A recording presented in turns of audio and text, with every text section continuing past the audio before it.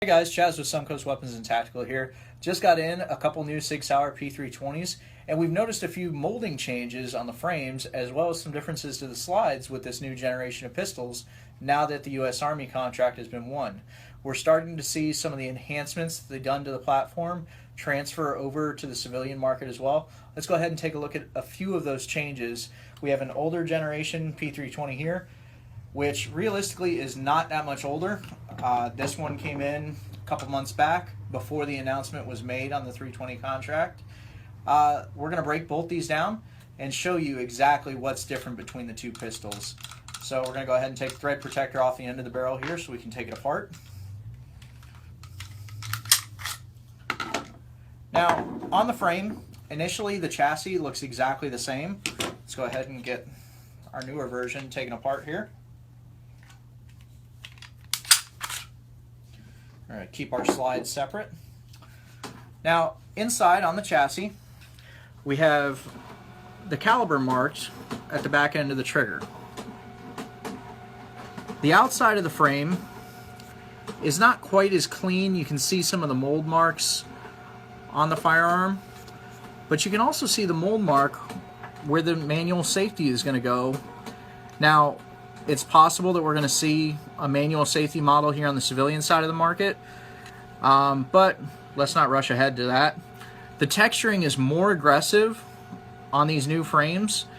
The logo's recessed more into it, and then just another quick way you can tell on the new frames is the size marker on it is a little bit smaller. And I'll go ahead and point out the difference between the two here. You can see on the older generation, the mold marks are a little cleaner. They're showing a little more care as to getting these out of the factory. And the older chassis does not have the caliber marking on it. So hopefully Sig slows down a little bit and gets back to a little better quality coming out on the frames. But those are the differences in the frames that we saw. Let's go ahead and take the slides apart. Now, here we have the threaded barrel model. We see inside that they've done quite a bit to lighten up the pistol. We have lightning cuts all over the place on the inside of the slide, as well as right here on the sides of the slide. So there's really nothing else that can be done to this pistol apart from drilling holes into the slide that'll make it lighter. Now we look here on the new one that just came through, and we don't have any of those lightning marks anywhere inside the slide. It's just one solid piece. There's less machine time going into this. It's going to make for a lot more durable slide, and it's also going to save them time in producing these pistols.